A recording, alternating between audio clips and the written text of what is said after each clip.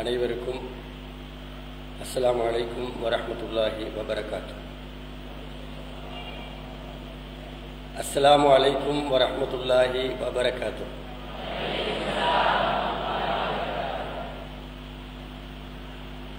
இப்படி ஒரு அனுபவம் ஒன்று இருக்கு எங்களுக்கு. இந்த ரெண்டாவது முறை சலாம் சொன்னா தான் எல்லாரும் ஆர்வத்தோடும் அக்கறையோடும் சத்தமாகவும் பதில் சொல்றேன்றது ஒரு வளமை. அது என்னன்னு தெரியாது. மூணாவது முறை ஒரு முறை சொல்லி பார்ப்போம், அந்த எப்படி வருகிறது. அஸ்ஸலாமு அலைக்கும் வரஹ்மத்துல்லாஹி வபரகாத்துஹு. ஜஸாக்கல்லாஹ் ஹைர். சலாம் என்று சொல்றது ஒரு அற்புதமான விஷயம் என்றதால தான் திரும்ப திரும்ப 3 முறை சலாம் சொல்லி அதுக்கு பதில் எடுத்தேன். வரலாற்று ஒரு சம்பவம் ஒன்று இருக்கு. சலாத்தை பற்றி ஒரு சுவையான சம்பவம் ஒன்று இருக்கு. சில நேரம் உங்களுக்கு தெரியுமா இருக்கலாம். 2 அல்லாஹ்வுடைய தூதர் ஸல்லல்லாஹு அலைஹி வஸல்லம் அவர்களுடைய 2 தோழர்கள், சிரேஷ்டமான தோழர்கள் உங்களுக்கு தெரியும். ஹஜ்ரத் உமர் ரலியல்லாஹு தஆலா அன்ஹு அவர்களும் ஹஜ்ரத் அலி ரலியல்லாஹு தஆலா அன்ஹு அவர்களும். அவர்களுக்கு இடையில எப்ப சந்திப்பு நடந்தாலும் அந்த சந்திப்புல உமர் ரலியல்லாஹு தஆலா அன்ஹு சலாத்துக்கு முந்துறதும் அலி ரலியல்லாஹு தஆலா பதில் சொல்றதும் வளமையா இருக்கு. கொஞ்ச நாள் போகும் பொழுது உமருக்கு ஒரு பிரச்சனை, ரலியல்லாஹு தஆலா அன்ஹுக்கு, ஏன் இவர் எனக்கு சலாத்துக்கு முந்துறாருங்க.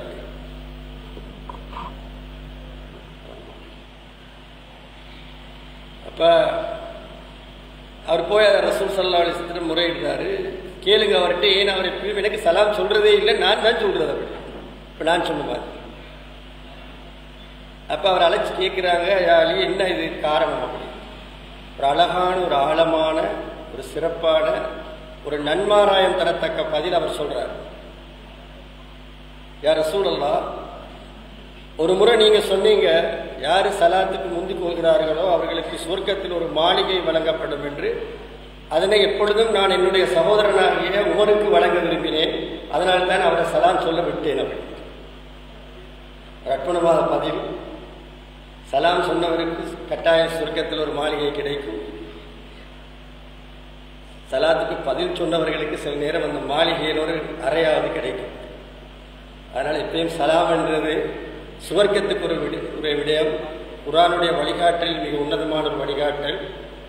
அந்த வழிகாட்டலின் அடிப்படையில் அல்லாஹ்வுடைய திருப்தியும் அவனுடைய பொருத்தமும் இருக்கிறது. எனவே சலாத்துக்கு முந்திக் கொள்வதும் பதிலளிப்பதும் அதனை ஆத்மார்த்தமாக வெளிப்படுத்துவதும் உள்ளத்தின் அடித்தளத்திலிருந்து அதனை வெளிப்படுத்துவதும் எங்களுடைய மார்க்கத்தின் வெளிச்சத்திலே மிகப்பெரிய ஒரு வணக்கம். அஸ்ஸலாமு அலைக்கும் வரஹ்மத்துல்லாஹி வபரகாத்துஹு. அன்புள்ளவர்களே, ஒரு மகிழ்ச்சியான செய்தியோடு இன்றைய இந்த கருத்து பரிமாற்றலை ஆரம்பிப்பது பொருத்தம் என்று நினைக்கின்றேன். அதற்கு முன்னதாக அதிபர் அவர்கள் எனக்கு அனுமதி அளிக்க வேண்டும். ஒரு உணர்வுபூர்வமான செய்தியையும் உங்களோடு பகிர்ந்து கொண்டு இந்த விடயத்தை ஆரம்பிப்பது பொருத்தமாக இருக்கும் என்று நினைக்கிறேன். சுமார் 50 வருடங்களுக்கு முன்னால் இந்த மண்ணைச் சேர்ந்த, அக்கரைப்பட்டு மண்ணைச் சேர்ந்த ஒரு ஆதர்சமான ஒரு ஆசிரியரை சந்திக்கின்ற வாய்ப்பு எனக்கு கிடைத்தது. அப்பொழுது நான் பலாங்குடை ஜெயிலானி தேசிய பாடசாலையில் 10ஆம் ஆண்டு மாணவனாக இருந்த பொழுது அண்மையில் காலமான, எம்மை விட்டு பிரிந்து சென்ற மருகும் உஸ்மான் லபை ஆசிரியர் அவர்கள், ஊரை சேர்ந்தவர்கள், அவர்களுடைய மகள் இங்கு ஹுதா இஸ்லாமிய நான் நினைக்கிறேன் ஆசிரியராக இருக்கிறார்கள். அவர்களுடைய தந்தை என்னுடைய ஆத்மார்த்தமான என்னுடைய வழிகாட்டி, எங்களுக்கு நிறைய விடயங்களை, வாழ்க்கை பாடங்களை கற்றுத்தந்த, கண்டிப்புடனும் கனிவாகவும் எங்களை அரவணைத்து எங்களுக்கு கணித பாடத்தை கற்றுத்தந்த, அதன் காரணமாக எங்களுடைய வாழ்வுக்கு ஒரு நல்ல அடித்தளத்தை இட்ட அந்த ஆசிரியரை இந்த சந்தர்ப்பத்திலே நான் நினைவு கூறுகிறேன். 50 வருடங்களுக்கு பிறகு அவர்களுடைய ஜனாசாவில் கலந்து கொள்வதற்கான வாய்ப்பு எனக்கு கிடைக்கவில்லை. என்றாலும் அவருடைய கபரடியை சந்தித்து அவருக்காக பிரார்த்திக்க வேண்டும் என்று இங்கே இருக்கிற ஒரு ஆசிரியரிடத்தில் நான் இந்த பாடசாலைக்குள் வந்தவுடன் சொன்னேன். மிக நன்றியோடு அவருக்காக நான் பிரார்த்திக்கின்றேன். அல்லாஹ் தஆலா அவருடைய பாவங்களை மன்னித்து கற்பித்தல் துறையில் அவர்கள் ஆற்றிய பங்கு அவர்களுடைய குடும்ப வாழ்வில் அவர்கள் காட்டிய வழிகாட்டல் அனைத்துக்கும் அல்லாஹ் தஆலா அளவில்லாத நற்கூலி அவர்களுக்கு வழங்க வேண்டும் என்று பிரார்த்தித்தவனாக, அன்புள்ளவர்களே, இந்த நிகழ்வுக்கு வருவதற்கு முன்பு அதிபர் காரியாலயத்திலே நாங்கள் அதிபரை சந்தித்து இந்த பாடசாலையின் நிலைமைகளை பற்றி அக்கறையோடு விசாரித்த பொழுது அதிலிருந்து கிடைத்த சில தகவல்கள், மிக மகிழ்ச்சியான தகவல்களை உங்களோடு பகிர்ந்து கொள்வதிலே நான் மிக மகிழ்ச்சி அடைகிறேன். அதில் ஒரு விஷயம்தான், இந்த பாடசாலையின் சமூகம், அதிபர் அவர்கள் சொன்னது போல இன்று அதிர்ஷ்டவசமாக அந்த சமூகத்தின் பிரதான 4 தூண்கள் இந்த இடத்திலே அமர்ந்திருக்கிறார்கள். இந்த சமூகத்திலே குறிப்பாக பாடசாலை அபிவிருத்தி குழு உறுப்பினர்கள், பழைய மாணவர் சங்கம், பெற்றார்கள். இந்த பாடசாலையின் முன்னேற்றத்துக்கு அதிபரோடு கைகோர்த்து ஒத்துழைப்பு வழங்கி முழுமூச்சோடு இதனை ஒரு முன்மாதிரி பாடசாலையாக மாற்றுவதற்கான இந்த பயணத்திலே அவர்கள் பங்களிப்பு செய்கிறார்கள் என்ற அந்த மகிழ்ச்சியான செய்தியை நான் அவர்களுக்கு பிரார்த்தித்து அந்த செய்தியை உங்களோடு பரிமாறிக்கொள்வதிலே மிக மகிழ்ச்சி அடைகிறேன். அல்லாஹ் தஆலா இந்த பாடசாலை ஒரு முன்மாதிரி பாடசாலையாக மாற்றுகின்ற அந்த பயணத்திலே எல்லோருக்கும் மிகப்பெரிய மன திருப்தியையும் ஆர்வத்தையும் உற்சாகத்தையும் வழங்கி உங்களுடைய பங்களிப்புகளை நீங்கள் முழுமையாக இந்த பாடசாலையின் அந்த பயணத்துக்கு வழங்குவதற்கு அல்லாஹ் தஆலா உங்களுக்கு அருள் பாலிக்க வேண்டும். அந்த உழைப்புக்கு அல்லாஹ் தஆலா இன்மையிலும் மறுமையிலும் உங்களுக்கு அளவில்லாத நற்கூலியை தர வேண்டும் என்று அதிபர் தொடக்கம் என எல்லோருக்குமாக நான் பிரார்த்தித்தவனாக, இங்கே இருக்கின்ற அன்புள்ள பிள்ளைகள், உங்களுடைய 2 முக்கிய பரீட்சைகளை நீங்கள் அடுத்தடுத்து எதிர்கொள்வீர்கள். ஓயல் பரீட்சை, உங்களுடைய ஏ பரீட்சை. இந்த பரீட்சைகளை வெற்றிகரமாக அமைத்து இந்த பாடசாலை கடந்த காலங்களை விட மிகச்சிறந்த பெருவேற்றை பெற்று இந்த பயணத்துக்கு நீங்கள் பரீட்சை பெறுபேறுகள் நூடாக பங்களிப்பு செலுத்துகின்ற ஒரு மகத்தான பொறுப்பு உங்களுக்கு இருக்கிறது. அந்த பொறுப்பை நீங்கள் சரிவர நிறைவேற்றி உங்களுடைய அதிபர் ஆசிரியருடைய வழிகாட்டலில், உங்களுடைய பெற்றார்களுடைய அரவணைப்பில் ஒரு சாதனையை நீங்கள் நிகழ்த்துவீர்கள் என்று நாங்கள் எதிர்பார்க்கிறோம். அடுத்த உங்களுடைய பரீட்சை முடிவுகள் நாட்டிலே மிகப்பெரிய தாக்கத்தை, இந்த பாடசாலையின் கௌரவத்தை, கண்ணியத்தை, இமேஜை இந்த நாட்டில் ஒரு முதல் தர பாடசாலைக்கான ஒரு அடையாளமாக மாற்ற வேண்டும் என்று பிரார்த்திக்கின்றேன். அதற்காக ஆர்வத்தோடும் உற்சாகத்தோடும் தெளிவான மனநிலையோடும் நீங்கள் உழைப்பதற்கு அல்லாஹ் தஆலா உங்களுக்கு அருள் பாலிக்க வேண்டும் என்று நான் பிரார்த்திக்கின்றேன். இந்த இடத்துல ஒரு பெரிய மகிழ்ச்சியான ஒரு மனநிலையோடு உங்களோடு கருத்துக்களை பரிமாறுவதற்கு எனக்கு அருள் பாலித்த அல்லாஹ் தஆலாவுக்கு எல்லா புகழும். அந்த மகிழ்ச்சிக்கான பிரதான காரணம், இங்கு அமர்ந்திருக்கின்ற பெற்றார்கள், அமர்ந்திருக்கின்ற ஆசிரியர்கள், அமர்ந்திருக்கின்ற பிள்ளைகள், அதிபர், ஏனைய நிர்வாகத்தில் இருக்கின்ற அத்தனை பேர், இந்த எல்லா பாடசாலை சமூகம் என்று நாங்கள் சொல்கின்ற இந்த பாடசாலை சமூகத்தின் இந்த எல்லா தூண்கள், இந்த எல்லா தூண்களிலும் பங்கெடுத்து கரைந்து கலந்து களத்திலிருந்து பேசக்கூடிய ஒரு வாய்ப்பை அல்லாஹ் தஆலா எனக்கு தந்திருக்கிறான் என்ற வகையில் நான் பெருமகிழ்ச்சி அடைகின்றேன். அதிபர் என்றால் எனக்கு 3 பாடசாலைகளிலே 17 வருடங்கள் அதிபராக இருந்த அனுபவம் இருக்கிறது. இந்த நாட்டில் இருக்கின்ற முக்கியமான பாடசாலைகள். என்னுடைய ஆசிரியர் வாழ்க்கையில் 31 வருடங்களில் 17 வருடங்கள் நான் அடுத்தடுத்த அதிபராக இருந்துதான் நான் ஓய்வு பெற்றேன். நான் ஆசிரியராக இருந்திருக்கிறேன் கிட்டத்தட்ட 14 வருடங்கள் பாடசாலையில். நான் பகுதி தலைவராக, உதவி அதிபராக இருந்திருக்கிறேன். நான் ஒரு தந்தை, 3 பிள்ளைகளுடைய. நான் பாடசாலை அபிவிருத்தி சங்கத்தின் செயலாளராக இருந்திருக்கிறேன். நான் பாடசாலை பழைய மாணவர் சங்கத்தில் இருந்திருக்கிறேன். நான் பிள்ளையாக இருந்திருக்கிறேன் பாடசாலைக்கு. எனவே இந்த எல்லா கதாபாத்திரங்களுக்குள்ளும் வாழ்ந்தவன் என்ற வகையில் களத்திலிருந்து உங்களோடு கருத்து சொல்வதற்கு எனக்கு கிடைத்திருக்கின்ற இந்த சந்தர்ப்பம் பெரும் மகிழ்ச்சி ஏற்படுத்துகிறது. இன்றைய உங்களுடைய பிரதம அதிதி, உங்களுடைய மண்ணை சார்ந்த பெருமதிப்புக்குரிய டாக்டர் ரைஸ் அவர்களுக்கு சில நேரம் அந்த சந்தர்ப்பம் குறைவாகத்தான் கிடைக்கும். அவர் ஒரு தந்தை, அவர் ஒரு மாணவன், அதுக்கு அங்கால அனுபவங்கள் இல்லைன்னு நினைக்கிறேன். எனவே அந்த வகையில் என்றாலும் கூட எங்களை விட நிறைய அனுபவங்களை அவர்கள் சேகரித்து வைத்திருக்கிறார்கள், உங்களோடு பகிர்வார்கள். ஒரு வைத்தியர் என்ற வகையில், இந்த சமூகத்துக்காக உழைக்கின்ற ஒரு சிறந்த ஊழியர் என்ற வகையில் அல்லாஹ் தஆலா அவர்களுக்கு வழங்கி இருக்கின்ற வளங்கள், சந்தர்ப்பங்களை பயன்படுத்தி அவர்கள் திரட்டி இருக்கின்ற அனுபவங்களும் தகவல்களையும் வைத்து அவர்கள் உங்களுக்கு நிறைய விடயங்களை வழிகாட்டுவார்கள், பரிமாறுவார்கள் என்று நினைக்கின்றேன். இப்படியான ஒரு களத்திலிருந்து கருத்து சொல்லாமல் நான் சில நேரம்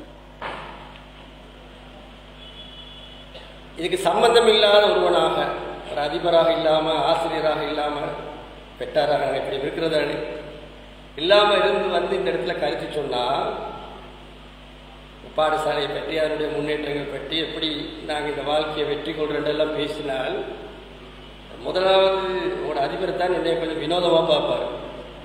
அவர் என்ன தெரியுமா யோசிப்பார், இவர் கதைக்கிறாரு, ஸ்கூல் அப்படி செய்யணும், பிள்ளைகள் அப்படி வழிநடாத்தணும், பெற்றாருக்கு இப்படி சொல்லணும் என்றெல்லாம் இவரை கொண்டு வந்து என்ற சீட்டில் ஒரு நாளைக்கு அல்லது ஒரு கிழமை வச்சா இவருக்கு விளங்கும் இந்த கட்டமைப்புக்குள் இருக்கிற சிக்கல்கள் என்ன என்று. அப்படித்தான் அவர் யோசிப்பார். நான் இந்த கட்டமைப்புக்கு அந்நியமாக இருந்தான். இங்க இருக்கிற ஆசிரியர்கள் யோசிப்பாங்க, இவருடைய தத்துவம் எல்லாம் பறக்கும், நாங்கள் கற்றுக் கொடுக்கிற வகுப்புகள் ஒரு நாளைக்கு 2 நாளைக்கு கொண்டு இவரை வச்சு பாடங்களை படிச்சு கொடுங்கன்னு சொன்னால், அதிலே ஸ்பெஷலாக பாய்ஸ் கிளாஸ் கிரேட் 11 அதில் கொண்டு வந்து ஒரு நாளைக்கு 2 நாளைக்கு ஒரு கிழமைக்கு இவர் ஆசிரியராக வைத்தா அப்போ இவருக்கு விளங்கும் இவர் சொல்கிற தத்துவங்கள் எப்படி விஷயம்.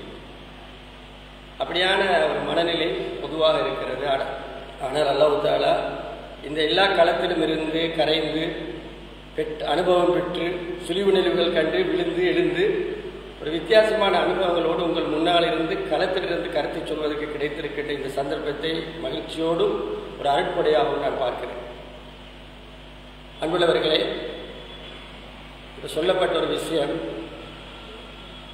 பாடசாலை சமூகத்தைச் சேர்ந்த பலதரப்பட்ட பிள்ளைகள், கதாநாயகர்கள், இவர்களுக்குத்தான் பாடசாலை சமூகம், பெற்றார்கள், ஆசிரியர்கள், பாடசாலை நிர்வாகத்தோடு சம்பந்தப்பட்டவர்கள் எல்லோரும் இருக்கிறீர்கள். இந்த சந்தர்ப்பத்தில் பாடசாலை இந்த எல்லா சமூகத்தையும் பார்த்து அவர்களுடைய பங்களிப்பு பற்றி பேசுவதில் ஒரு சங்கடம் ஒன்று இருக்கு.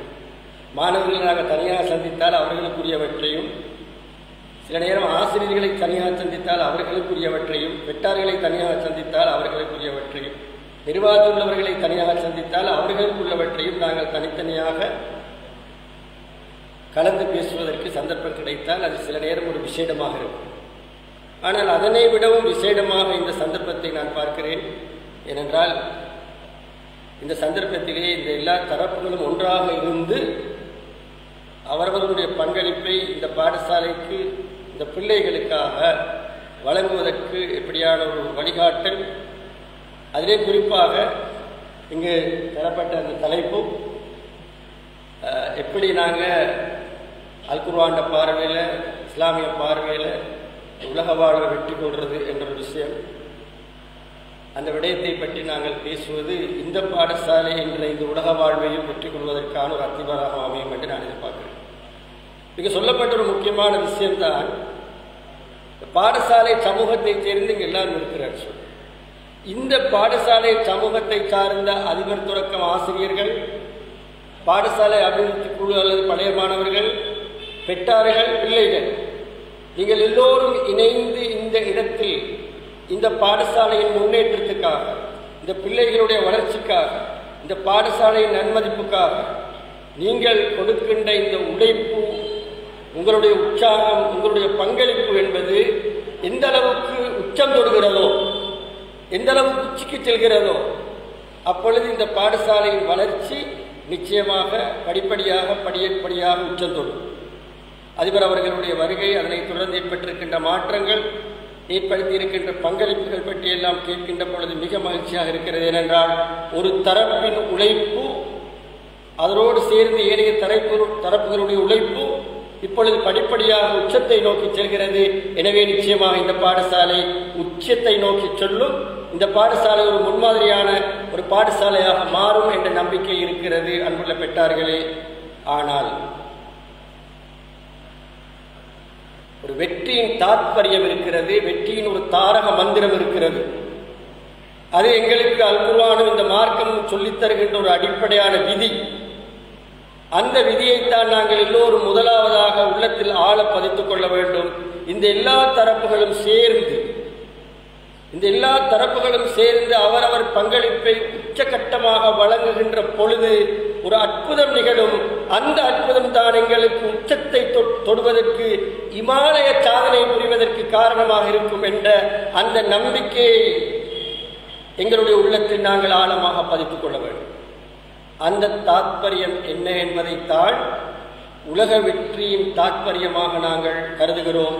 எங்களுடைய மார்க்கம் எங்களுக்கு சொல்லித் தருகின்ற மிக ஆழமான தெளிவான வெற்றியின் ரகசியமாக நாங்கள் கருதுகிறோம். அது என்ன? அன்புள்ளவர்களே, அன்புள்ள பிள்ளைகளே, நீங்கள் சிறியவர்களாக இருக்கலாம், இருக்கிறவர்கள் பெரியவர்களாக இருக்கலாம். ஆனால் வாழ்க்கையின் எந்த தரத்தில், எந்த வயதில், எந்த பருவத்தில், எந்த பதவியில், எந்த பட்டத்தில், எந்த தரத்தில் இருந்தாலும் ஒரு அழகிய பாடம் இந்த மார்க்கத்தில் இருக்கிறது. அதுதான் இந்த மனித முயற்சிகள்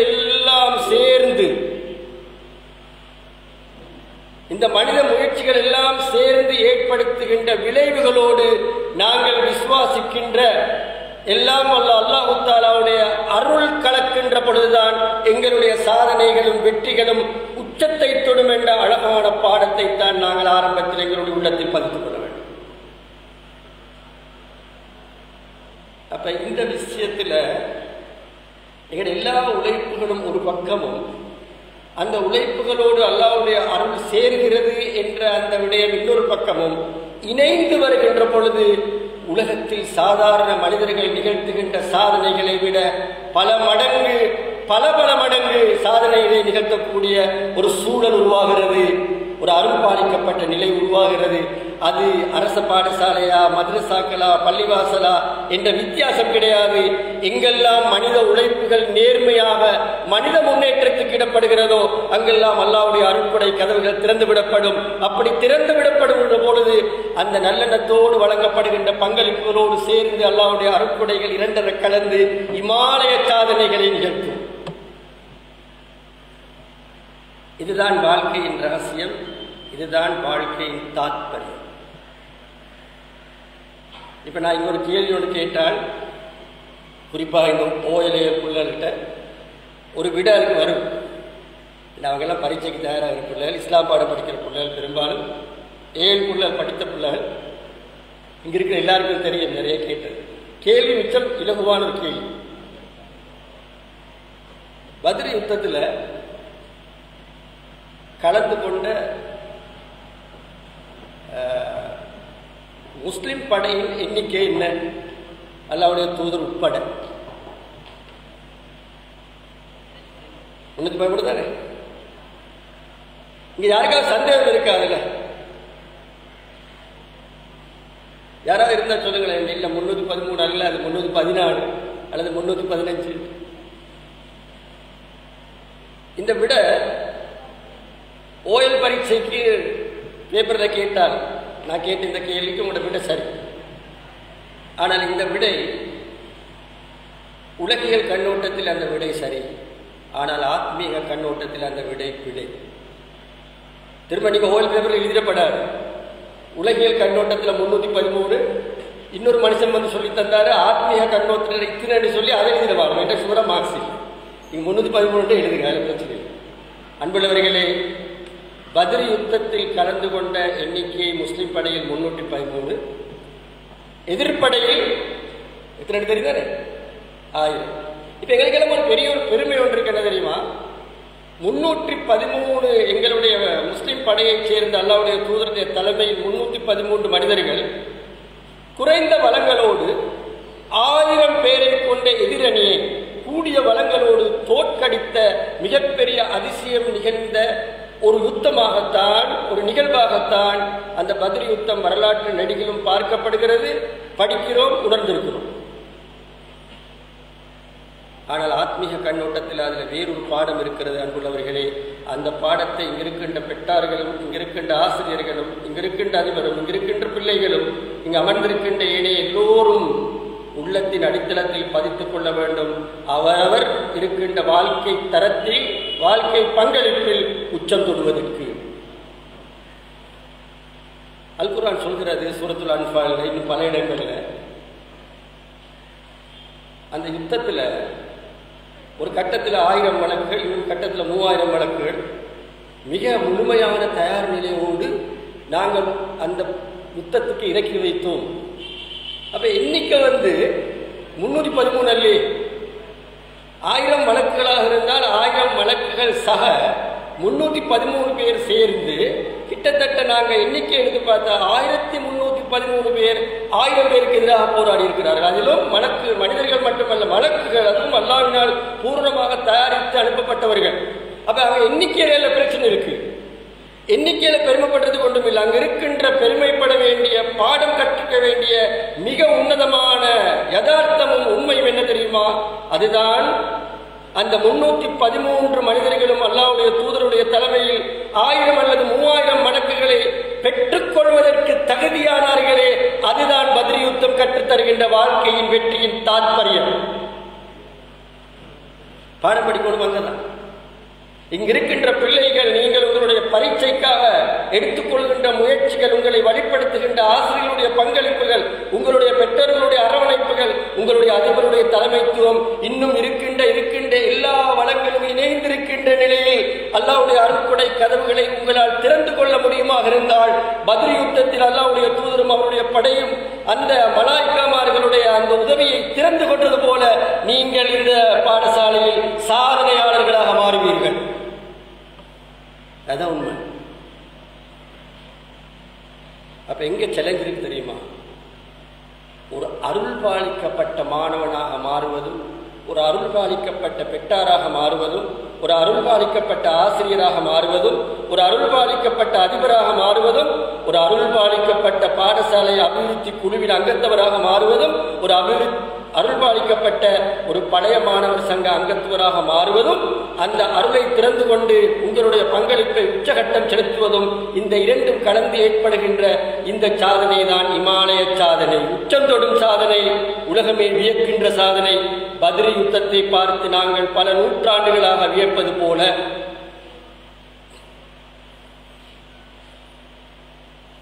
அப்போ ஒரு தரமான பாடசாலை என்றால் என்ன? ஒரு தரமான பாடசாலை என்றதுக்கு 2 இருக்கு. ஒன்று, பாடசாலையோடு சம்பந்தப்பட்ட சகல தரப்பும் தங்களுடைய பங்களிப்பை புரிந்து விளங்கி, இப்போ அதை விளக்குவாங்க. டாக்டர் ரைஸ் எல்லாமே விளக்குவாங்க. இப்படி ஒரு குடும்ப பங்களிப்பு என்ன, பிள்ளைகளோட பங்களிப்பு என்ன, இப்படியெல்லாம் வரணும்னு அவர் பேசுவார். இந்த பங்களிப்பை உச்சகட்டமாக நீங்கள் வழங்குகின்ற அதே நேரத்தில்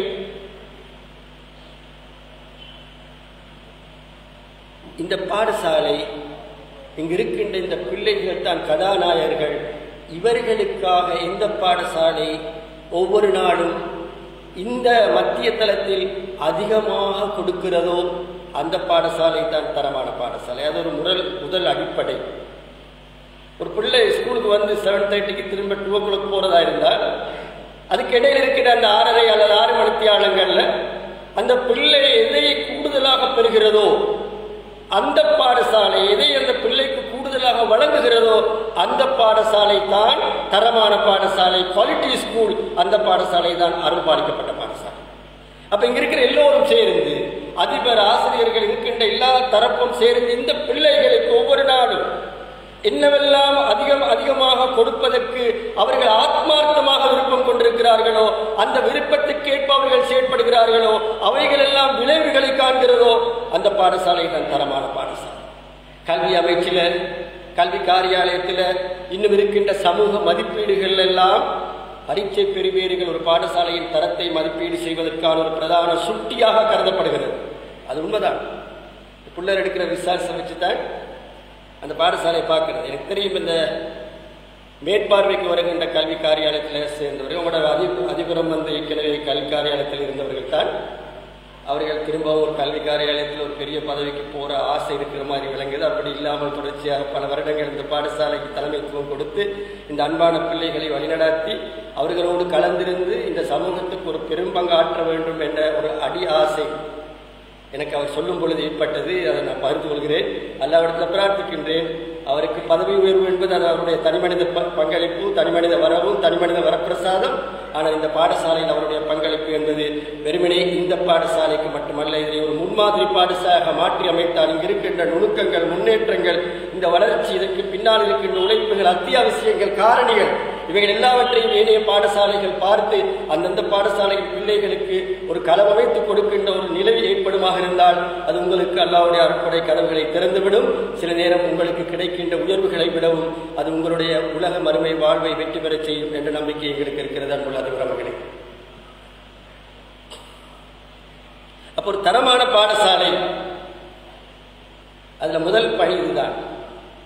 இந்த பிள்ளைகள் இந்த பரீட்சை முடிவுகள் என்ற ஒரு விஷயம் நீங்க படிக்கணும், சாதிக்கணும், அதுதான் உலக கண்ணோட்டத்தில் மிகப்பெரிய சுட்டி. எனவே நீங்கள் இந்த பாடசாலையின் கௌரவம், கண்ணியம், முன்னேற்றத்தை அடையாளப்படுத்துகின்ற அந்த பரீட்சை முடிவுகளிலே சாதிக்க வேண்டும். கடந்த வருடங்களில் ஓயல் பரீட்சையில் வெறும் 40% என்ற ஒரு நிலையில் இருந்து இந்த முறை அவர்கள் கூறினார்கள் 75% அதிகரிப்பை அவர்கள் எதிர்பார்க்கிறார்கள் என்று அல்லாஹ் தஆலா அதற்கு இப்பொழுது அருள்பாலிக்க வேண்டும். என்றாலும் பெரும்பாலும் பேப்பர் கரெக்ஷன் முடிஞ்சாச்சு. இப்போ ரிசர்ச் பிள்ளையாக வந்துடும். அப்படி வந்தால் இந்த பாடசாலையிலே ஒரு மிகப்பெரிய ஒரு பரீட்சை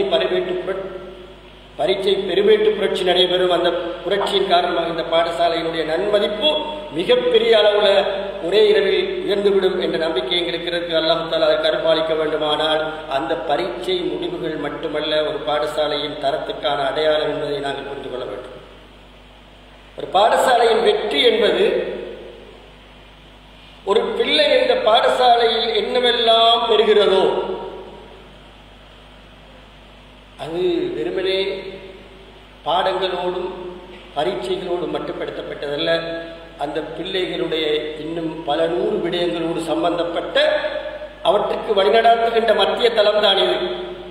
இந்த மத்திய தளத்தில் அந்த பிள்ளை பெற்றுக்கொள்கின்ற அற்புதமான அந்த வழிகாட்டல், வாழ்க்கைக்கான பாடங்கள், பண்பாடுகள், அழகான மனநிலைகள் எல்லாம் சேர்ந்து அந்த பிள்ளை எப்படி தரமாக்குகிறதோ அந்த அளவுக்குத்தான் ஒரு பாடசாலை தரமடையும் என்பது ஒரு யதார்த்தமான ஒரு ஆத்மீக பார்வை. அப்பதான் அந்த பிள்ளை வெற்றி பெறும். இங்க இருக்கிற நினைக்கிற ஆரம்ப பிரிவில் கற்பிக்கின்ற ஆசிரியர் இருப்பீங்க. எனக்கு ஞாபகத்தில் இருக்கிற சிலர் மாற்றி சொல்றனோ தெரியாது வகுப்பை. ஆரம்ப பிரிவில் இருக்கின்ற ஆசிரியர்களுக்கு தெரியும். நான் தெரிஞ்ச ஞாபகத்தில் சொல்றேன், பல ஆண்டுகள் கடந்து விட்டது. ஓய்வு பெற்று பாடசாலைக்குள் இருந்து தரம் 3ல் சுற்றாடல் பாடத்தில் ஒரு பாடம் உண்டு. அதில் என்னன்னா, இந்த பிள்ளைகள் நடக்கும் பொழுது எப்படி ஆளுமையோடும் அழகாகவும் கம்பீரமாகவும் நடக்கணும் என்றதுக்கு ஒரு அழகான பயிற்சி அங்கு இருக்கு. எப்படி அவர்களுடைய அடிகளை வைக்கணும் என்று.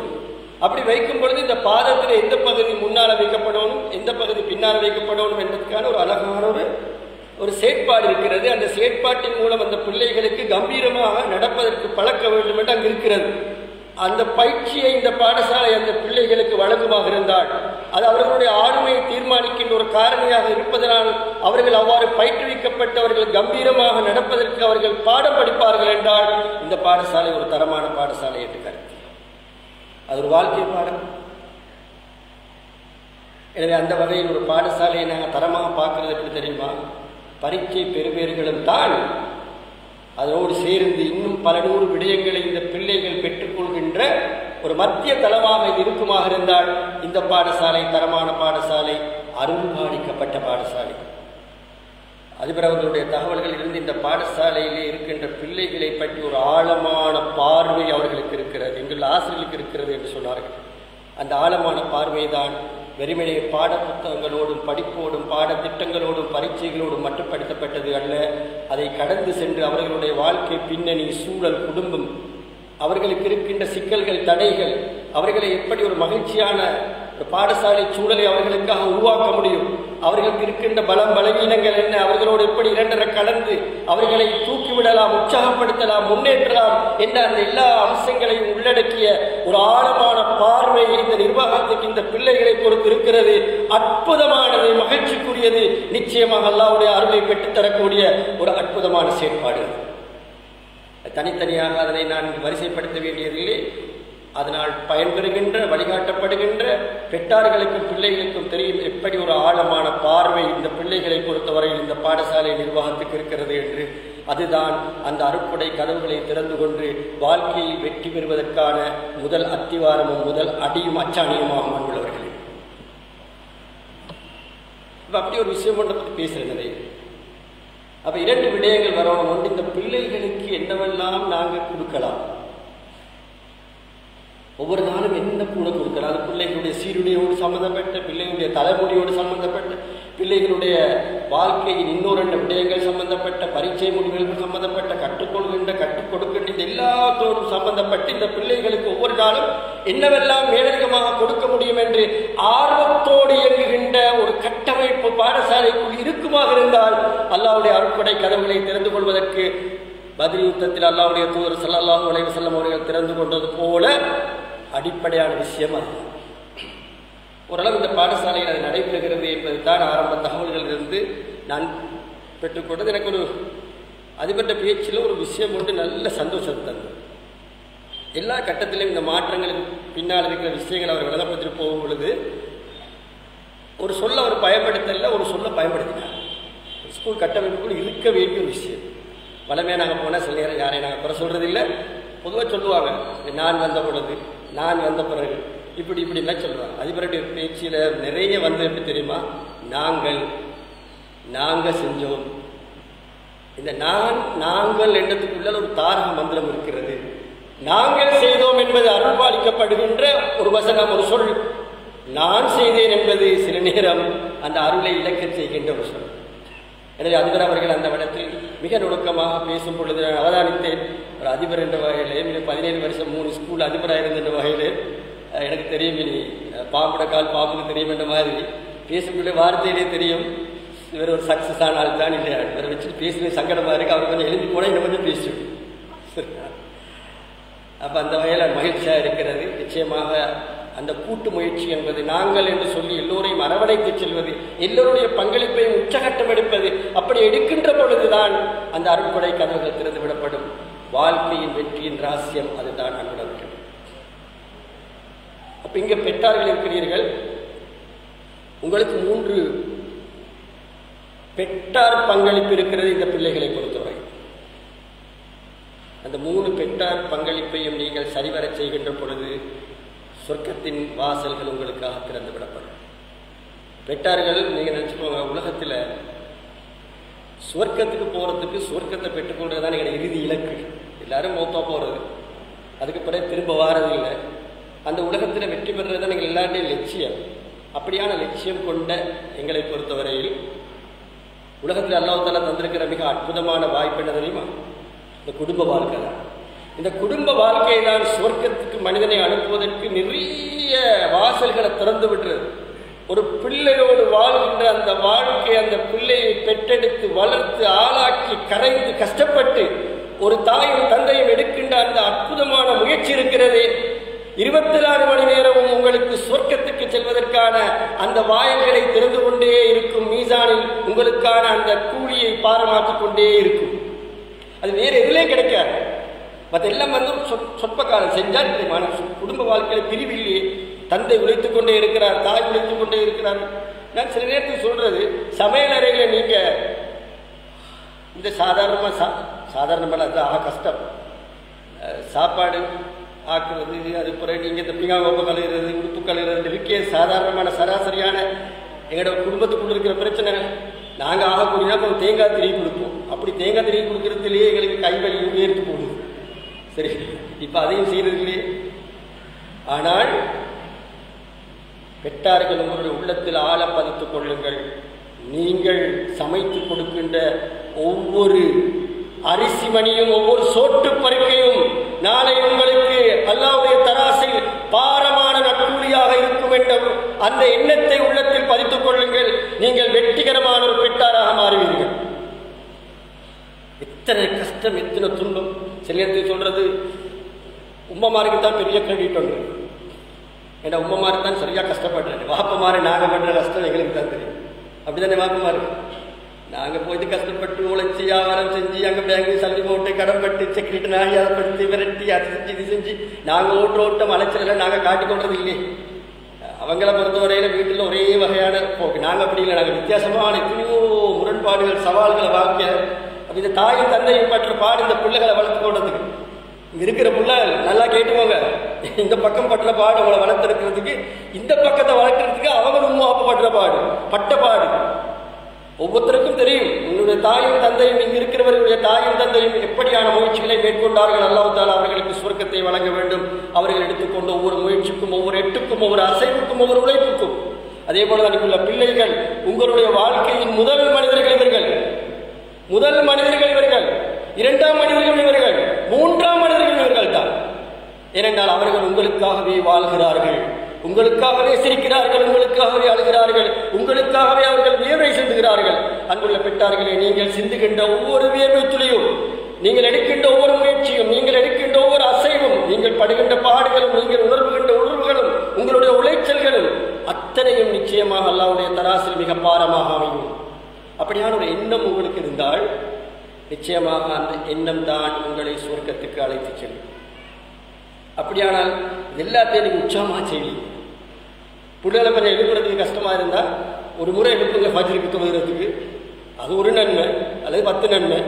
2வது முறை எழுப்புங்க 20 நன்மை. 3வது முறை எழுப்புங்க 30 நன்மை. அதுக்காக வேண்டி என் உமாக்கும் பாப்புக்கும் நான் 30 நன்மை கொடுக்கணும் பண்ணுறதுக்காக எழுப்ப தூங்குறதும் இல்லை. அப்படி செய்யப்படாத. நான் அக்கறை உள்ள அன்பான உம்மக்கும் பாப்புக்கும் சரியான இரக்கம் உள்ள மகன், எனவே நல்லா எழுப்பட்டு கண்ணை மூடிக்கொண்டிருக்கிறேன். ஒரு முறை எழுப்பினா 10 நன்மை, 2வது முறை எழுப்பினா 20 நன்மை, 3வது முறை எழுப்பினா 30 நன்மை. நீங்கள் அப்படி இருக்க வேணும். நீங்கள் ஒரு முறை எழுப்பினா எழுப்புற பிள்ளைகளாக இருந்து நீங்கள் சொர்க்கத்துக்கு போங்க. நீங்கள் 3 முறை எழுப்பினாலும் தளராமல் அடிப்படையாமல் அந்த பிள்ளைகளை தொடர்ந்து நல்லவற்றுக்கு தள்ளி தள்ளி தள்ளி கஷ்டப்பட்டு நீங்கள் சொர்க்கத்துக்குரிய வாழை திறந்து கொள்ளுங்கள். அன்புள்ள பெற்றார்களே, அன்புள்ள பிள்ளைகளே, இதுதான் இந்த வாழ்க்கையோட வெற்றி. இதுதான் இந்த மார்க்கம் சொல்லித் தருகின்ற பாடம். இதுதான் அல் குர்ஆன் எங்களுக்கு காட்டுகின்ற யதார்த்தம். இதுதான் வாழ்க்கையின் வெற்றி, அச்சாணி, அத்திவாரம். அப்ப இங்க ஆசிரிய சகோதரிகள் இருக்கிறீர்கள்.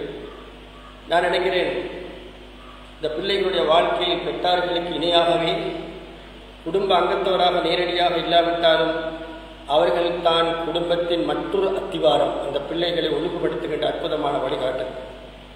அவர்களுக்கு ஒரு மகத்தான பங்களிப்பு இருக்கிறது. அதை பற்றி நான் விரிவாக பேசுவதற்கு விரும்பவில்லை.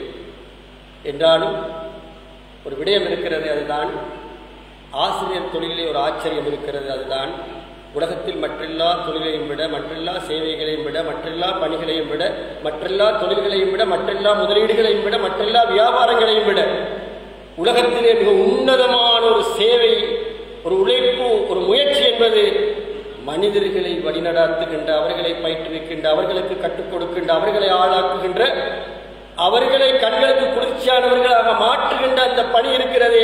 அதுதான் உத்தமமானது. அதனை உலகியல் லாபங்களின் அடிப்படையில் மதிப்பீடு செய்ய முடியாது. அது கிரேட். அதனால்தான் வாழ்க்கையில் எத்தனையோ மனிதர்கள் எங்களோடு சம்பந்தப்பட்டிருக்கிறார்கள். ஆனால் இந்த மண்ணில் எத்தனையோ எங்களுக்கு தெரிந்தவர்கள் இருக்கிறார்கள்.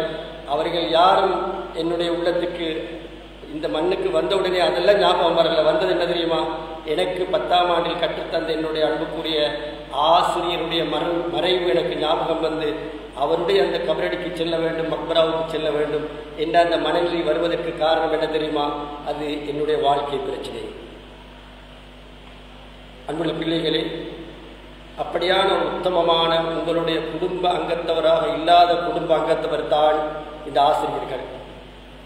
மதியுங்கள், கண்ணியம் கொடுங்கள், அவர்களுடைய வாழ்க்கையோடு நீங்கள் கலந்திருங்கள். நிச்சயமாக உங்களுக்கு அல்லாஹ் தஆலா அளிப்பார்.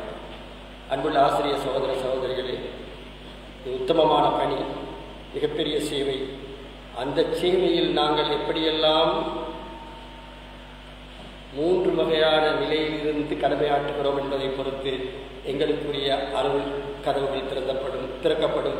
எங்களுடைய வாழ்க்கை வெற்றியடையும். பொதுவாக உலகத்தில் இருக்கிற எல்லா நிறுவனங்கள்லேயும் இருக்கிற 3 குழு இருக்கு. அது பிள்ளைகளையும் இருக்கிற, பெற்றார்களையும் இருக்கிற, எல்லாத்திலையும் இருக்கிற, ஆசிரியர்களையும் இருக்கு. அதில் ஒரு குழு எப்படி தெரியுமா? அவங்க பெற்றுக்கொள்கின்ற ஊதியம் சம்பளத்துக்கு அவங்கள்டமிருந்து எதிர்பார்க்கின்ற கடமைகளும் பொறுப்புகளும் இருக்கலையா. ஒரு சப்ஜெக்ட் டீச்சர் என்ன, அந்த சப்ஜெக்ட் டீச்சர் அந்த பாடத்தை கற்றுக் கொடுக்குறது சம்பந்தமாக கல்வி அமைச்சால் எங்களுக்கு ஒரு ஒழுங்கு தரப்பட்டது. என்னென்ன மாதிரி கற்றுக் கொடுக்கணும், இப்படி வரணும், இப்படி போகணும், இதெல்லாம் இருக்க தெரியணும். அந்த கடமைகள் பொறுப்புகளை சரிவர செய்யாத அரைக்குறையோடு வாழ்கின்ற மனிதர்கள் இருப்பார்கள். அது இந்த ஸ்கூலில் இருக்கிறேன்னு நான் சொல்லல, பொதுவாக இருக்கிறேன். இன்னும் ஒரு குழு ஒன்று இருக்கு, அப்படி தெரியுமா? அவங்க என்னென்னா அவங்களுக்கு தரப்பட்டிருக்கின்ற அந்த கடமை சார்ட் இருக்கலையா, அந்த கடமை பட்டியல் அது இருக்கிற மாதிரி சரியாக நடப்பாங்க. டைமுக்கு போவாங்க, டைமுக்கு வருவாங்க, படிச்சு கொடுப்பாங்க. அதில் எந்த குறைபாடும் இருக்காது. அவர்கள் அனுபாலிக்கப்பட்டவர்கள். இன்னொரு குழு ஒன்று இருக்கிற, எப்படி தெரியுமா? இந்த கடமைகள் பொறுப்புகள் இது எல்லாத்தையும் சரிவர செய்வதோடு அவர்களிடமிருந்து எதிர்பார்க்காத ஆனால் இந்த பிள்ளைகளுக்கு தேவையான இன்னும் பல 100 விடயங்களை அவர்களாகவே முன்வந்து ஆர்வத்தோடு செய்கின்ற ஒரு குழு இருக்கிறதே, அந்த குழுதான் சிரேஷ்டமான குழு, அந்த குழுதான் ஆரோக்கியமான குழு, அதுதான் அருள்பாலிக்கப்பட்ட குழு. அந்த குழு ஒரு நிறுவனத்தில் எவ்வளவு அதிகமாக இருக்கிறதோ அந்த நிறுவனம் அந்த பாடசாலையின் முன்னேற்றத்தை அல்லாஹ் தஆலாவை தவிர வேறு யாருக்கும் தடுக்க முடியாது. எனவே இந்த பாடசாலையில் கடமைக்கும் மேலதிகமாக பிள்ளைகளுக்காக பங்களிப்பு செய்கின்ற மனிதர்கள் அதிகரிக்க வேண்டும். பெற்றாருக்கும் பொருந்தும், அது அதிகரிக்க வேண்டும் என்று நாங்கள் பிரார்த்திக்கிறோம். அப்படி அதிகரித்தால் அவர்களுக்கு சம்பளம் கூடுறது இல்லை. நீங்கள் மாலை நேரத்தில் இந்த பிள்ளைகளுக்காக நீங்கள் ஏதாவது மேலதிகமாக செய்தால் எந்த எதிர்பார்க்கையும் இல்லாமல்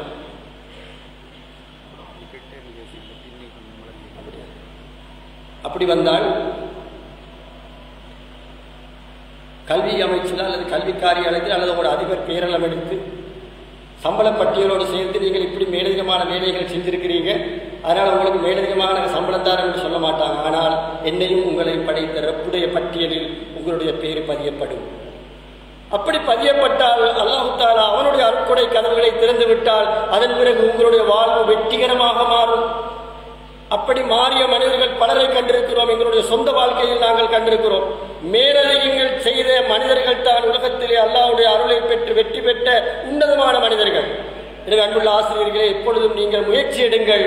கடமைகளையும் செய்து அதற்கு மேலதிகமாக உழைக்கின்ற அந்த பண்பாடுள்ள குழுவிலே உங்களை இணைத்துக் கொள்ள பாருங்கள். இந்த பிள்ளைகளுடைய பிரார்த்தனை உங்களுக்கு வரும், இந்த பெற்றாருடைய பிரார்த்தனை உங்களுக்கு வரும். உங்களுடைய பிள்ளைகளும் நீங்களும் குடும்பமும் உங்களுடைய வாழ்வும் உலக வாழ்வும் மறுமை வாழ்வும் வெற்றி பெற்றதாக அமையும். அத்தகைய ஒரு வளமான, அத்தகைய ஒரு மகத்தான ஒரு வரப்பிரசாதமான சேவை தான் இந்த ஆசிரியர் சேவை. பிள்ளைகளுக்காக மேலதிகங்களை செய்து கொண்டு வாழ்கின்ற ஒரு வாழ்க்கை பயணத்தை ஆரம்பிக்கின்ற ஒரு ஆசிரியர், ஒரு ஆசிரியை எப்பொழுதும் அருள்பாலிக்கப்பட்ட ஒரு ஆசிரியராக ஆசிரியராக இருப்பார். அன்புள்ள பெற்றார்களே, இந்த பிள்ளைகளுக்கான ஒரு பங்களிப்புல எத்தனையோ பங்களிப்புகள் இருக்கிறது. அதுக்கு சில அடிப்படைகளை உங்களோடு நான் பகிர்ந்து கொள்ள விரும்புகிறேன். மனிதர்கள் என்றால் இந்த 3 வகையான அடிப்படைகள் தான் அல்லாஹ் தஆலா இந்த மனிதனை படைச்சிருக்கிறது. இருக்கிற எல்லாத்தையும் ஆதம் அலைஹிஸ்ஸலாம் தொடக்கம் கடைசி மனிதன் வரையில் அல்லாஹ் தஆலா படைக்கிற அத்தனை மனிதர்களையும் 3 அடித்தளத்தில் படைச்சிருக்கிறார். ஒரு அடித்தளம் தான் இதை நாங்கள் பார்க்குற இந்த மனிதன் ஒன்று இருக்கலையா, நாங்கள் சொல்கிறோம் பௌதீக மனிதன். பௌதீக மனிதன் வெளியில தெரிகிற இந்த அமைப்பு, உள்ளால் இருக்கிற இந்த அமைப்புகள் எல்லாம் சேர்ந்து ஒரு பௌதீக மனிதன். உலகத்தில் எங்கே போனாலும் அந்த பௌதீக அடிப்படைகள் மாற மாட்டார்.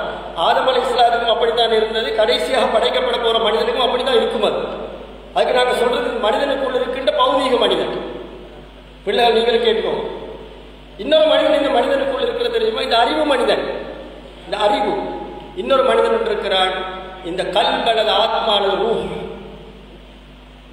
நீங்க மனிதன் என்ற இந்த உயிரினத்தை பிரித்தால் இந்த 3 மனிதர்களும் இந்த மனிதனுக்குள் இருக்கிற இந்த 3 மனிதர்களையும் ஒழுங்குபடுத்துகின்ற பணிதான் இங்க இருக்கின்ற பெற்றார்களுக்கும் இங்க இருக்கின்ற ஆசிரியர்களுக்கும் வளர்த்துக் கொள்ள வேண்டிய பிள்ளைகளுக்கும் இருக்கின்ற மகத்தான பொறுப்பு.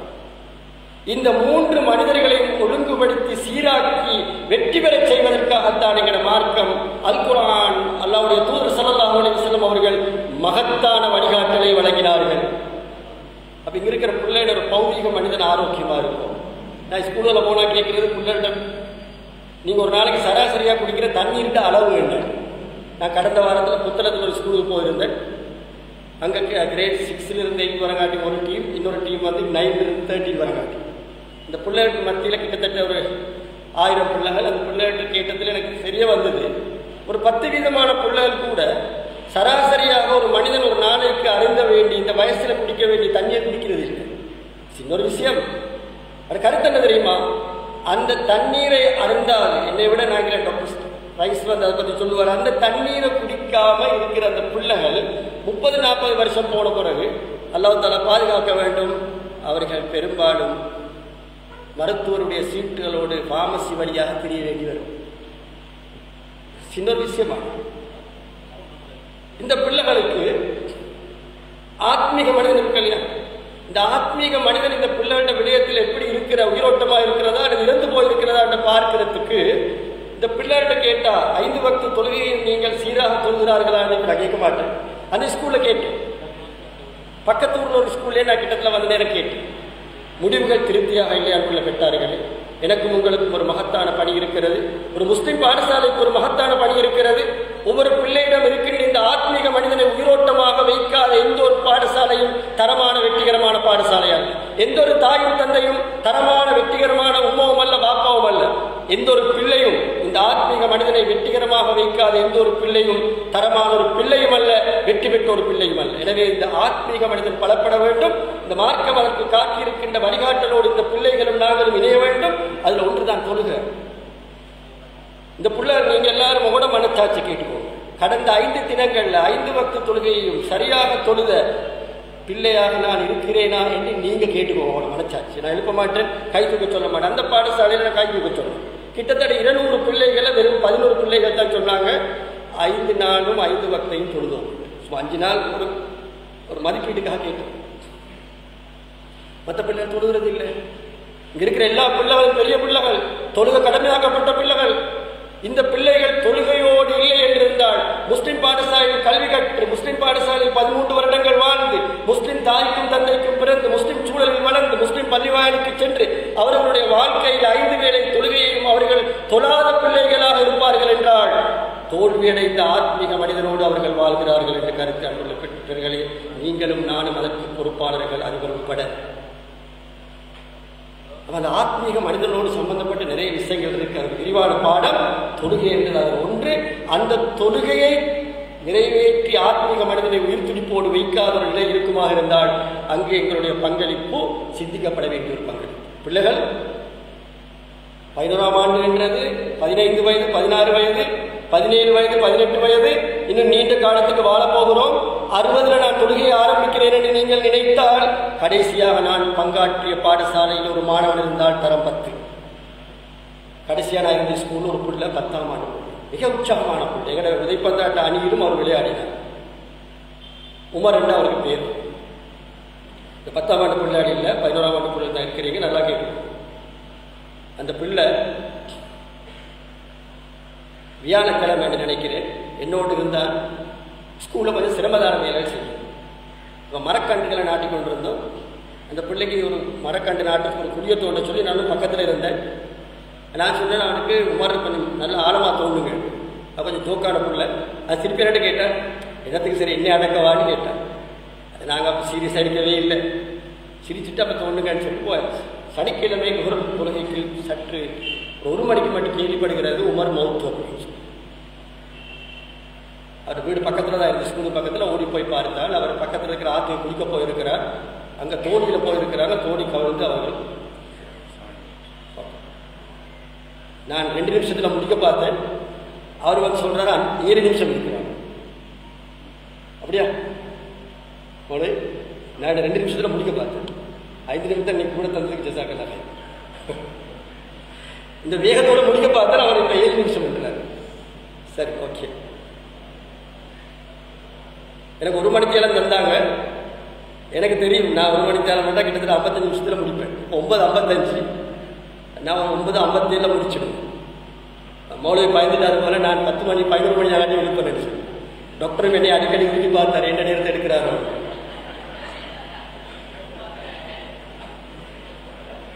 உங்களோட பிரின்சிபல் எனக்கு மல்க தந்தது 9:15. சரியா? எனக்கு 1 மணித்தேலம் பேசுங்கன்னு சொன்னாங்க. அப்போ நான் 10:15 முடிக்கும். நான் மனசுக்குள்ள நினைச்சு கொண்டேன், என்னை விட அனுபவம் பெற்ற ஒருவர் இருக்கிறாரு, அவருக்கு 1.5 மணித்தியாலத்தை கொடுத்துட்டு நான் 3/4 மணித்தியாலம் எடுக்க மாட்டேன். அதுக்கிடையில் ரவுப் மௌலவி என்ன கணக்கு பார்த்தாலும் தெரியாது, 7 நிமிஷம் இருக்குன்னு சொல்றாரு. சட்டப்படி பார்த்தா இன்னும் 15 நிமிஷம் இருக்கு. அதில் என்ன சொன்னீங்க பார்த்தீங்கன்னா, வெளியூர் ஆளுக்கும் உள்ளூர் ஆளுக்கும் உள்ள வித்தியாசம். இவர் உள்ளூர் ஆள், நான் வெளியூர் ஆள். அப்போ எனக்கு தந்த 1 மணித்தியாலத்தையும் அவர் கட் பண்றாரு. சும்மா சொல்லுங்க. அன்புள்ள பிள்ளைகளே, அன்புள்ள பெற்றார்களே, அந்த உமர் மிக துடிப்பான பிள்ளை. எங்களோட உதைப்பந்தாட்ட அணியில மிக துடிப்பான ஒரு விளையாட்டு வீரர். 10ஆம் ஆண்டு படிக்கின்ற வெறுமனே 14 வயசுக்குள்ள. வாப்புக்கு தெரியாது. வாப்பிட்ட போய் சொன்னா ஒரு உமர் ஆத்துல போய் விளையாட்டுட்டா அப்படின்னா, இல்லையே இப்பதானே சாப்பாடு அடிச்சுட்டு ரூம்ல படுத்துட்டு இருக்கிறாரு. அங்க போய் பார்த்தா புள்ள இல்லை. புள்ள வாப்புக்கு தெரியாம போய் கூட்டாளிமாரோட போய் நண்பர்களோட போய் தோணியில போயிட்டு இருக்குள்ளே பின்னால் இருக்கிற முன்னுக்கு போக தோணி கவில அந்த இடத்துல உமர் இன்னொரு பிள்ளை மௌத். அவர் மற்றவர் ஸ்கூல் பிள்ளை அல்ல, பெரிய பிள்ளை.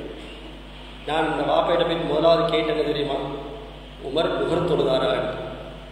அவர் என்ன தெரியுமா சொன்னார், ஓ சார் பள்ளி போயிட்டு வந்தார் அப்படி. அல்ஹம்துலில்லாஹ்.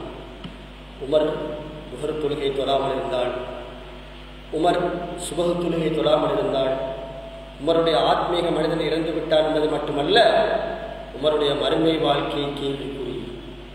அல்லாஹ் தஆலா அவருடைய பாவங்களை மன்னிக்க வேண்டும், சுவர்க்கத்துடைய வாழ்வை அந்த பிள்ளைக்கு கொடுக்க வேண்டும். அன்புள்ள பிள்ளைகளே, மரணம் என்பது எந்த வயதில், எந்த இடத்தில், எந்த சந்தர்ப்பத்தில், எந்த சூழ்நிலையில் வரும் என்று யாருக்கும் தெரியாது. அது 10 15 20 25 பெற்ற உடனேயா சில மாதங்களிலா என்று யாருக்கும் தெரியாது. கவனமாக இருங்கள். அடுத்த நேர தொழுகை இல்லாமல் உங்களுடைய உயிர் பிரிந்து போகுமாக இருந்தால் நிலையான அந்த மறு உலகத்திலிருந்து நீங்கள் மீண்டு வர முடியாது. சொர்க்கத்தின் வாடை உங்களுக்கு சுவைக்க முடியாது. நரகவாதிகளுக்கு ஒரு சந்தர்ப்பம், சொர்க்கவாதிகளுக்கு ஒரு சந்தர்ப்பம் கொடுக்கிற, நரகவாதிகளை பார்த்து கேட்கிறது, மா சலக்கக்கும் ஃபீ சக்கர், உங்களை இந்த நரகத்துக்கு கொண்டு வந்து சேர்த்தது எது என்று பதில் சொல்ற, நான் அல்லாஹ்வை ஏற்றுக்கொள்ளல, மறுமையை ஏற்றுக்கொள்ளல, நான் இணை வைத்தேன், நான் பஞ்சமா பாதங்கள் செய்தேன், நான் விபச்சாரம் செய்தேன், கொலை செய்தேன், களவு செய்தேன் சொல்றது தெரியுமா? லம் நக்கு மினல் முஸல்லீன். சூரத்துல் முத்தஸ்ஸிர். லம் நக்கு மினல் முஸல்லீன், நான் தொழுகின்றவனாக இருக்கவில்லை என்பதுதான் முதல் காரணம்.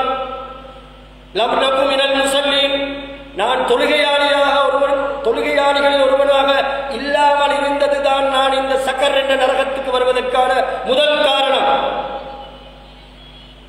உறுதி எடுத்துக் கொள்ளுங்கள். ஆத்மீக மனிதனை உயிர்ப்பிப்பதற்கும் தொழுகையோடு உங்களை இணைத்துக் கொள்வதற்கும் மறுமை வரையில் அல்லது உங்களுடைய மரணம் வரையில் ஒரு வக்தையேனும் தொழாமல் அல்லது தொழுகையை விடுவதற்கு நீங்கள் காரணமாக இருக்காதீர்கள். என்றால் அது எங்களுடைய ஆத்மீக மனிதனை உயிர்ப்பிப்பதற்கான அடிப்படை அத்திவாரம் என்று பெற்றார்களே.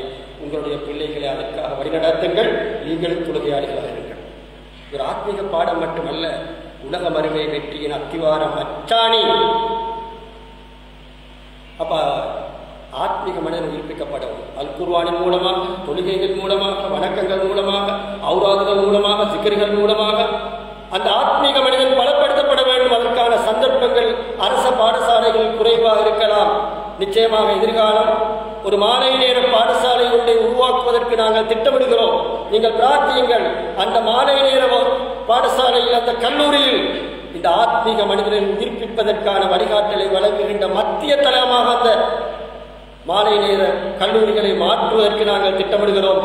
அந்த திட்டம் இந்த சமூகத்துக்கு பரவலாக சென்று இந்த அப்பாவி பிள்ளைகள் அவர்களுடைய ஆத்மீக மனிதனை உயிர்ப்பிப்பதற்கான அல் குர்ஆனுடைய நிலையில் பாடப்படிக்கின்ற ஒரு அழகான முதன்மையான ஒரு கல்லூரி எங்களுடைய கற்பனையில் இருக்கிறது. அதற்கு செயல் வடிவம் கொடுத்து இந்த சமூகம் அதனை பரவலாக்கி சமூகத்தில் இந்த சமூகம் அதிலிருந்து பயன்பெறுகின்ற ஒரு நாள் விரைவில் வர வேண்டும் என்ற அந்த கற்பனையோடும் ஆர்வத்தோடும் உற்சாகத்தோடும் நாங்கள் உழைத்துக் கொண்டிருக்கிறோம். எங்களுக்காக நீங்கள் பிரார்த்தியுங்கள். அன்புள்ள பெற்றார்களே, அன்புள்ளவர்களே, இந்த ஆத்மீக மனிதன், அறிவு மனிதன், பாடசாலையில் நீங்கள் படிக்கிற படிப்புகள் எல்லாம் சேர்த்து இந்த அறிவு மனிதனை பலப்படுத்துகிறது. அதனோடு அன்புள்ள பிள்ளைகளே, உங்களுடைய அறிவு என்ற இந்த பொக்கிஷம் உங்களுக்கு அல்லாஹ்வால் தரப்பட்ட மிகப்பெரிய அருட்கொடை. அந்த அருட்கொடையை நீங்கள் முதலாவது பயன்படுத்த வேண்டும். எதற்கென்றால் இந்த அல்லாஹ்வுடைய தீனை கற்றுக்கொள்வதற்கு. அதுதான் முதன்மை கல்வி. அந்த கல்வியை கற்றுக்கொள்வதற்குத்தான் என்னையும் உங்களையும் படைத்து இந்த மிகப்பெரிய அறிவை தந்த அந்த ரப்புடைய கொள்கையை படித்துக் கொள்வதற்குத்தான் அவன் தந்த இந்த அறிவு முதல் பயன்பட வேண்டும். அதற்கான சந்தர்ப்பம் நிச்சயமாக உங்களுக்கு கிடைக்கும். அல்லாஹ்வின் உதவியின் காரணமாக அப்பொழுது நீங்கள் உயிரோட்டம் உள்ள ஒரு பௌதீக மனிதனாக, உயிரோட்டம் உள்ள ஒரு ஆத்மீக மனிதனாக, உயிரோட்டம் உள்ள ஒரு அறிவு மனிதனாக இந்த சமூகத்திலே வாழ்வதற்கு, வெற்றி பெறுவதற்கு, சாதிப்பதற்கு, அதன் மூலமாக நீங்கள் மறுமையை வெற்றி கொள்வதற்கு உங்களுக்கு வாய்ப்பு கிடைக்கும். அன்புள்ள பெற்றார்களே, உங்களுடைய பிள்ளைகளை பொறுத்தவரையில் அந்த பிள்ளைகளுடைய ஆத்மீக மனிதனை பலப்படுத்துங்கள், அந்த பிள்ளையின் பௌதீக மனிதனை பலப்படுத்துங்கள், அந்த பிள்ளையின் அறிவு மனிதனை பயன்படுத்துங்கள். நீங்கள் அருள்பாலிக்கப்பட்ட பெற்றார்களாக மாறுவீர்கள். அந்த வழிகாட்டலை பெற்ற அன்புள்ள பிள்ளைகளே, நீங்களும் உங்களுடைய ஆத்மீக மனிதனை, உங்களுடைய அறிவு மனிதனை, உங்களுடைய பௌதீக மனிதனை பலப்படுத்துங்கள். இந்த பாடசாலையும் உங்களுக்கு அந்த 3 மனிதர்களையும் பலப்படுத்தக்கூடிய வழிகாட்டலை உங்களுடைய கண்ணியத்துக்குரிய ஆசிரியர்கள் உங்களுக்கு வழங்க வேண்டும். அல்லாஹ் தஆலா அதற்கு அருள்பாலிக்க வேண்டும் என்ற அந்த இறுதியான பிரார்த்தனையோடு சந்தர்ப்பத்துக்கு நான் நன்றி கூறி விடைபெற்றுக் கொள்கிறேன். வாஹிர் தஅவானா அல்ஹம்துலில்லாஹி ரப்பில் ஆலமீன். அஸ்ஸலாமு அலைக்கும்.